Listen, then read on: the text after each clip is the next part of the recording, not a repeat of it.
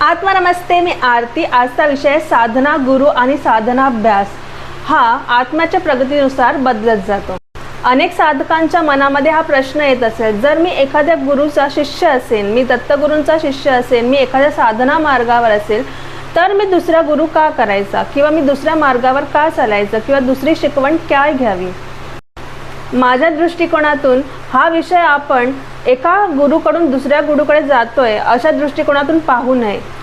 आध्यात्मिक प्रवास हा आपल्या शाळेच्या अभ्यासक्रमाप्रमाणे असतो। बालवाडीमध्ये वेगळे शिक्षक, 10वी मध्ये वेगळे, 15वीला वेगळे असतात, त्याप्रमाणे आपला अभ्यासक्रम पण वेगळा असतो। याचा अर्थ असा नाही होत की आपण आपल्या गुरूंना सोडलोय आणि आपण दुसरीकडे जातोय, उलटा त्यांनी दिलेल्या शिकवणीवरच आपण उभं राहिलोय। माझ्या आयुष्यात जे झालं ते सांगते। माझ्या अनुभवानुसार माझी सुरुवात झाली ती कलावती आईंपासून झाली, लहानपणापासून। यामध्ये माझी शिकवण झाली सगळ्यात अगोदर बालोपासना, नंतर मंत्रजप ओम नमः शिवाय, त्यानंतर भजन, त्यानंतर आले हे चरित्र पठण, त्यांची जी पुस्तकं आहेत त्यांचं वाचन वगैरे। त्यानंतर मला पाठवलं गेलं प्राणिक हिलिंगमध्ये। प्राणिक हिलिंगमध्ये अराटिक योगा आहे ते मी शिकली। त्यानंतर माझ्या लक्षात आलं की ह्याची मला फार गरज होती माझ्या आध्यात्मिक विकासासाठी, माझ्या सोल जर्नीसाठी। हे मी शिकल्यावर मला कळलं। मला पाठवलं गेलं प्राणिक हिलिंगमध्ये अराटिक योगासाठी मास्टर चॉक ओक्सुई यांच्याकडे, त्यांची टीचिंग्स मी घेतली। त्यानंतर मी आली दत्तगुरूंकडे। म्हणजे जेव्हा माझं अराटिक झालं त्याच दिवशी मला पिठापूरहून बोलावणं आलं। त्यानंतर माझी दत्तगुरूंची श्रीपाद वल्लभ आणि गुरुचरित्र यांची पारायणं झाली आणि माझा सोबत जर्नी सुरू झाला अराटिक योगाचा आणि पारायणांचा।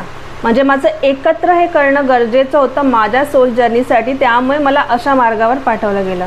आणि आता जर मी मागे वळून पाहते लहानपणापासून, तर तुम्हाला एक गोष्ट सांगते, मी ज्या ठिकाणी कलावती आईंचं बालोपासना करायची ते दत्त मंदिर असायचं। म्हणजे दत्तगुरूंनी लहानपणापासून माझी जर्नी चालवत होते, पण मला ते माहिती नव्हतं त्यावेळी। मला आता जेव्हा मी मागे जाऊन पाहते तर हे दत्तगुरू होते जे लहानपणापासून मला पुढे नेत होते। त्यामुळे एखादा दत्त भक्त जर अराटिक योगा शिकत असेल, प्राणिक हिलिंगमध्ये जात असेल किंवा एखादा साधक दुसऱ्या गुरूंचं प्रवचन ऐकत असेल, ज्ञान प्राप्त करत असेल, तर यात काही गैर नाही। कोणताही मार्ग जो आपल्याला अध्यात्माकडे नेतोय, आध्यात्मिक विकासाकडे नेतोय, आपली अवेअरनेस वाढवतोय, तर तो योग्यच आहे, त्यात काही गैर नाही असं मला वाटतं। महत्त्वाची गोष्ट म्हणजे हे गुरु बदलणं नसतं, तर हे आत्म्याचा विकास असतो।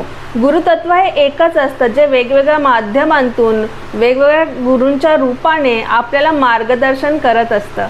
त्यामुळे ही गोष्ट ॲक्सेप्ट करणं काही चुकीचं नाही। हे गुरु बदलणं नाही आहे, तर हे आत्म्याचा विकास करणं आहे। Thank you so much. आत्मा नमस्ते।